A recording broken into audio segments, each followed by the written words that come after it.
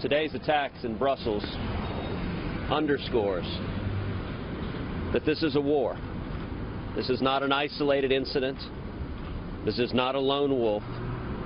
This is a war with radical Islamic terrorism. ISIS has declared jihad on Europe and on the United States of America. They have declared their intention to murder as many innocents as possible. I think what the president needs to do is to come home, to communicate with all the heads of state, to put together a team of people to examine our vulnerabilities, to develop a much deeper and closely coordinated intelligence operation, because the way you deal with this is obviously to make sure that you have the counterterrorism capability to be able to stop these kinds of unbelievable, with the murdering that has gone on here. In my opinion, this is just the beginning. It will get worse and worse because we are lax and we are foolish. We are foolish. We can't allow these people, at this point, we cannot allow these people to come into the country. I'm sorry. Those are the Republican candidates reacting to the attacks that killed at least 31 people in Brussels, with frontrunner Donald Trump reiterating his call for the U.S. to put a temporary ban on Muslim immigrants to the country.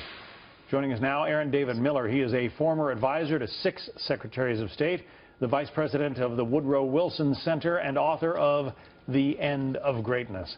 Obviously, Aaron, the world is looking for a way to put a stop to this kind of an attack once and for all. There is no easy solution, is there? No, there isn't, and I'm not a declinist. Let me make that clear. The United States is still the most consequential power on earth, with a better balance of economic, political, and soft power than any other country in the world, likely to retain that superiority for years to come. But this isn't World War II, even though the threat may well be a fundamental challenge to international security. And the issue basically is there's a reason why we've not been able to create the kind of coalition, to mobilize the kinds of forces to kind of destroy ISIS once and for all.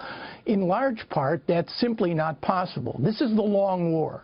It's going to take years in order to defeat ISIS, even if it's possible, in large part because you can blame George W. Bush for invading Iraq. You can blame Barack Obama for heading for the exits too early and underestimating the challenges of ISIS in Syria. But 80% of the problem lies in a broken, angry, dysfunctional Middle East, where empty spaces, sectarian tensions, vicious radical ideology among extremist Muslim and jihadi groups have created a toxic mix where ISIS feeds, and I think it's now morphed.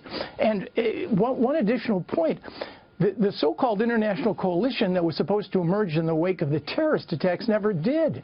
The great powers, France, Britain, the United States, is unable and unwilling to mobilize the kinds of resources, deploy forces on the ground, if in fact that could answer the problem.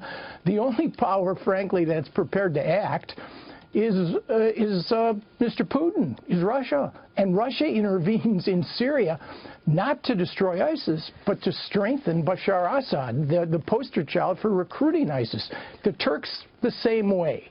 They're more interested in hammering the Kurds and preventing their emergence in northeastern Syria than they are in dealing with ISIS, even though they have been the subject of vicious attacks as well. So it's a long-term problem without a simple fix, with all due respect to Republican and Democratic candidates on this issue. Well, in World War II, we were dealing with, soldiers, armies that were swearing loyalty to Hitler or Mussolini or the Emperor.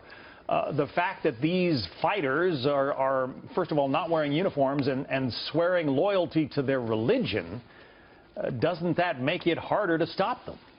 Well, I think it does. And ISIS, the paradox here is that even though we're having some success in Syria and Iraq, particularly in Iraq, and there probably will be a successful effort to retake Mosul, the paradox is the harder we seem to hit the caliphate, the more incentive and capacity the Islamic State has to project power beyond their borders. And that's what's happening in North Africa, in West Africa, in Turkey, in Indonesia, and now in Western Europe. So I'm not arguing, I'm not an appeaser, I'm not arguing that we abdicate responsibility, but we just have to settle in for the long fight. Better intelligence cooperation, more preemptive, tougher airstrikes, toughening our own surveillance here in the United States. It's just going to be, it is the long war. It's more akin to the Cold War 60 years on than it is to World War II, which was won at a terrible sacrifice and price, but within 6 years. I'll just remind you that 15 years after 9/11, al-Qaeda affiliates, including al-Qaeda in Yemen, still retains the capacity to represent the greatest threat against commercial aviation in the United States still, and that's a decade and a half on. Obviously, it's become an issue in the U.S. presidential race, some advocating to seal the borders, effectively closing the United States to new Muslim immigrants. Immigration in Europe is part of the problem, is it not?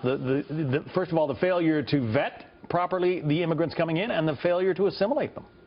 It is, but we're not Europe, nor is the Muslim community in the United States. And really, the truth is, I mean, and you cannot summon up political correctness to wish or wash this thing away. The reality is we're going to need the support of American Muslims at the local level in a preemptive way, in trying to find the kind of intelligence and create the kind of awareness, particularly among young Muslims, to ferret these sorts of plots out. The last thing we need to do is to alienate a large group of loyal American citizens.